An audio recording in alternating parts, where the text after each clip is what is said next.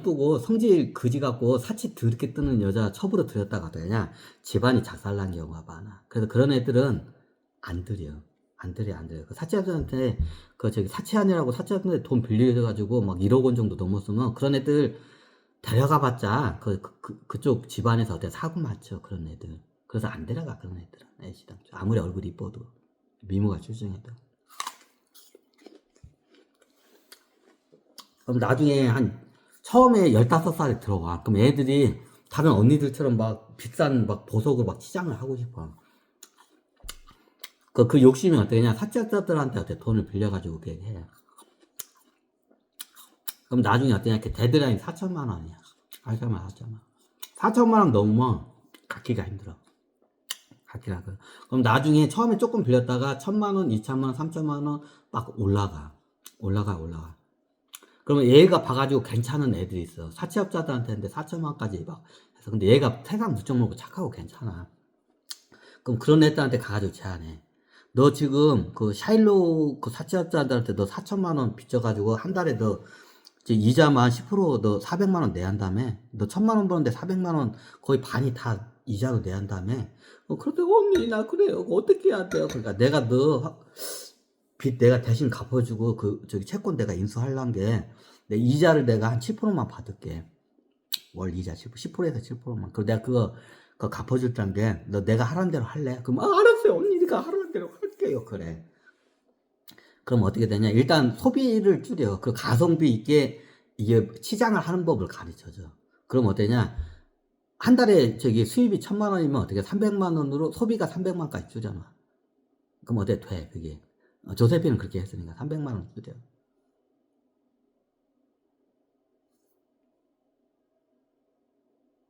300만까지 줄여. 300만까지 줄여줘. 그러면 어떻게 되냐? 그러면 700만 원이 남잖아. 그러면 어떻게 되냐? 여기서 7, 4, 28, 280만 원이죠? 4천만 원에 대한 이자가 월 280만 원. 280만 원은 여기서 이자 띄어. 그럼 나머지 300만 원 플러스 280만 원이면 580만 원이잖아. 그럼 그러면 420만 원이 잉여금이 남잖아. 그거로 바로 원금을 갖게 해.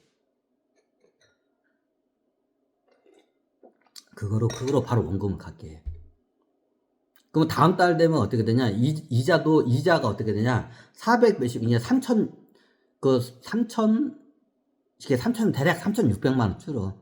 그러면 가면값수 원금을 그렇게 한 달에 무조건 어떻게 되냐? 한 저기 4, 500만 원 정도 반 정도는 원금을 무조건 갖게 해. 벌이에 원금을. 그럼 나중에 이자가 계속 줘. 이자가 200, 100으로 막 줄어들어. 그러면 어떻게 되냐? 너 한 달에 저기 원금 한 4, 500, 최소한 4, 500은 반절은 원금 갚는데 그거 저기 다 넣어라. 그래서 어떻게 되냐? 나중에 어떻게 되냐? 한 달에 그냥 400씩만 갚아도 어떻게 되냐? 10달이면 갚아. 한 달에 500씩 갚으면 8달이면 갚고. 그러면 보통 8달에서 10달 사이에 원금이 다 어떻게 하냐? 상환이 돼. 그럼 어떠냐? 빚으로부터 해방이 되는 거야. 일부러 얘네들 구제하기 위해서 그렇게 한 거야, 그 당시에. 사채업자들한테 끌려가가지고 어디 가서 어디에 팔려간지도 몰라. 이쁜이들이. 그러니까 자기 동료들이 하니까 얘들 구제하기 위해서 대신 사채업자들 그 원금을 대신 갚아주고 어떠냐. 더 싼 이자로 해가지고 얘들 갖다가 어떻게 되냐. 소비를 줄이게 해가지고 원금을 갖게 해. 그래 나중에 어떻게 되냐. 처음에는 그걸로 돈도 벌라는 목적도 있었지만 얘들 구제하려는 목적에서. 근데 나중에 그렇게 하니까 어떻게 되냐. 자, 여러분들이 하죠. 큰 손이 된 거야. 그쪽 계통에서 큰 손이 돼버린 거야. 그래, 나중에, 다른 데에서도, 창녀들이 어떻게 하냐. 이게 소문이 나가지고, 샤일록한테 돈을 안 빌리고 어떻게 되냐. 얘한테 돈 빌려오는 거야. 그러면서 그렇게 하면서 어떻게 되냐. 원금을 상하게끔 유도를 시켜.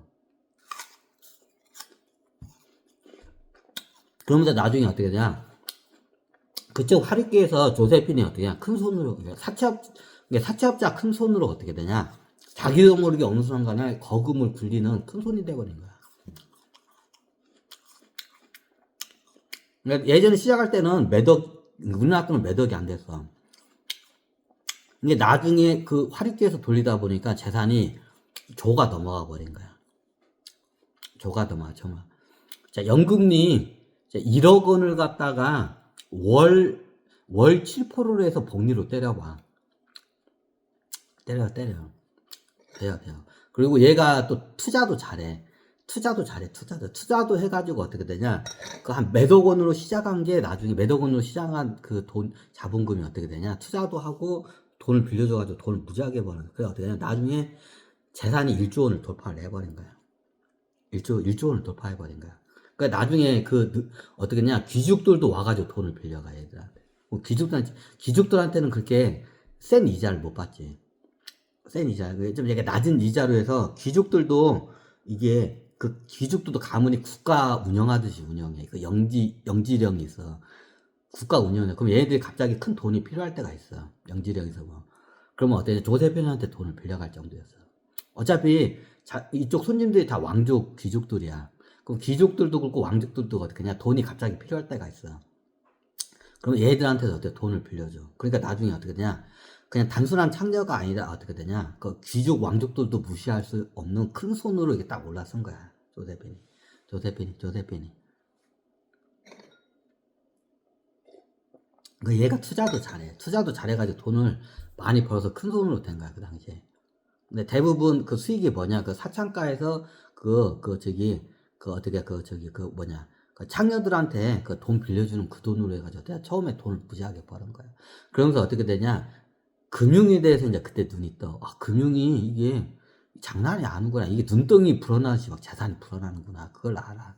그래서 그 사채업을 해봤기 때문에 나중에 그 경험이 어떻게 되냐. 프랑스의 중앙은행 탄생하는데 그 경험, 조세핀의 경험이 어떠냐. 거기에 녹아 들어간 거야. 녹아 들어간 거야.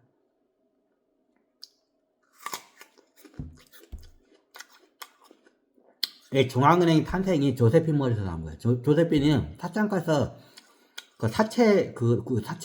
사채한 큰 손이야. 근데 그 큰 손 그 경험을 해가지고 어떠냐. 중앙은행을 갖다가 만들어낸 거야, 그 경험을. 나중에 나폴레옹이 돈이 많이 필요해. 전쟁을 하려면. 군인들 월급도 줘야하고, 총도 사야 하고, 대포도 사야 돼. 다 돈이야. 초기에 그 돈을 다 어디서 마련을 했냐. 어떻게냐. 조세핀 돈도 들어갔지만, 그 빵커 있죠? 빵커 업자들한테 어떻게 해요? 보통 그 당시엔 빵커 업자 있고, 빵커 업자가 돈을 찍어내면 그거를 사채업자한테 빌려줘. 근데 이런 개념은 없대. 지금의 중앙은행과 같은 역할을 했어. 빵커 애들이. 돈을 찍어냈지. 금을 담보로 해서. 그러면 그걸 갖다가 누구한테 빌려냐? 사채업자한테 빌려줘. 그 사채업자가 지금으로 따지면 어떠냐? 시중 5대 은행이야. 국민은행, 하나은행, 뭐 이런 은행이죠. 지금으로 따지면 그런 거야. 이해가 돼? 그 당시 시스템이 그랬어. 빵커에서 몰래 막 돈을 찍어줘. 금 교환권을. 그럼 그거가 어떻게 시중에 하면 그게 금하고 똑같은 그 어떻게 가치가 매겨져. 그러면 그거로 해서 어떠냐? 사채업자들이 빌려줘가지고 어떠냐? 얘들 마진 붙여가지고 어떻게냐? 얘들이 먹고 사는 거야. 그 당시에 저기 프랑스 쪽에 그 금융이 그랬어. 국가에서 운영하는 중앙은행이 없었어.